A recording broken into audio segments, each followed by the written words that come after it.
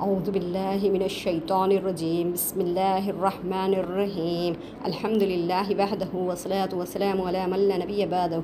محترم و مکرم صدر جلسہ عالمہ عظیمہ صدیقہ باجی صاحبہ اور مہمان خصوصی اور معزز سامعین، عزیز طالبات، میں آپ سب کا اسلامی طریقے سے استقبال کرتی ہوں۔ السلام علیکم ورحمۃ اللہ وبرکاتہ۔ آج کی اس پر رونق محفل میں میرا موضوع سخن ہے علم کی اہمیت۔ طالبات، علم کا حاصل کرنا ہر مسلمان مرد اور عورت پر فرض ہے۔ نبی کریم صلی اللہ علیہ وسلم کی حدیث ہے، طلب العلم فریضۃ علی کل مسلم و مسلمات۔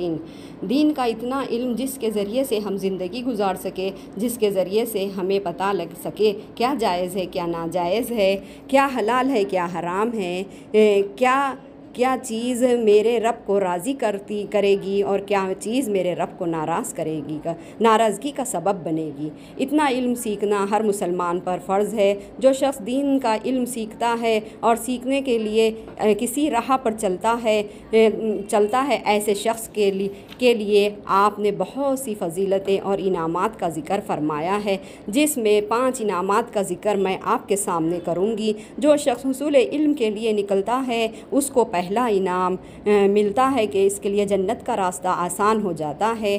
انسان جتنا دین کا علم سیکھتا ہے، اپنے رب کو کیسے راضی کرنا اسے پتہ لگتا ہے۔ جنت کا جو راستہ ہے بڑا کٹھن ہے، بڑا مشکل ہے اور بڑا آزمائشوں سے گھرا ہوا ہے۔ ان سب سے لپٹنے کے لیے انسان کو علم کا سیکھنا ضروری ہے۔ انسان کو جتنا علم زیادہ ہوتا ہے اتنا جنت کا راستہ آسان ہو جاتا ہے، اس کے لیے آسان ہو جاتا ہے۔ اس لیے رسول اللہ صلی اللہ علیہ وسلم نے بتایا کہ اللہ تعالیٰ جنت کا راستہ آسان کر دیتا ہے۔ دوسرا انعام آپ صلی اللہ علیہ وسلم نے فرمایا، فرشتے اس شخص کے لیے اپنے پروں کو بچھا دیتے ہیں۔ اس سے اس شخص کا مقام اور درجہ کا پتہ چلتا ہے۔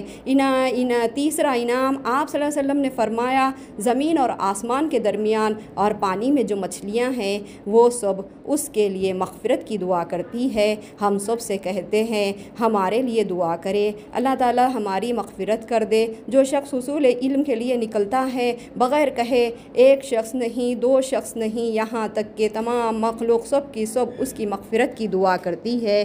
چوتھا انعام آپ صلی اللہ علیہ وسلم نے فرمایا، عالم کی فضیلت عابد پر ایسی ہے جیسے 14ویں کے رات کے چاند کی فضیلت ستاروں پر ہوتی ہے۔ جو 14ویں کا چاند ہوتا ہے بڑا روشن ہوتا ہے، اگر اس کے ارد گرد ستارے ہوتے ہیں وہ تعداد میں بہت زیادہ ہوتے ہیں لیکن چاند کے سامنے مان پڑ جاتے ہیں۔ اسی طرح جب دنیا میں دیکھا جائے عبادت گزاری میں جو لوگ بہت آگے بڑھے ہوئے ہیں وہ ستاروں کی طرح ہے۔ جو تھوڑی سی ہی روشنی دیتا ہے وہ ایک عالم اس پر 14ویں کی چاند کی طرح روشن ہوتا ہے۔ 5واں انعام آپ صلی اللہ علیہ وسلم نے فرمایا، انبیاؤں کی میراث علم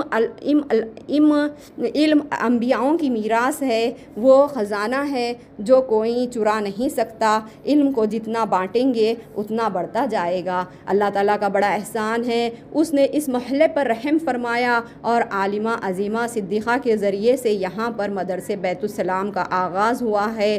یہ ہماری خوش نصیبی ہے کہ ان کی کوششوں سے اصول علم ہم تک پہنچا ہے۔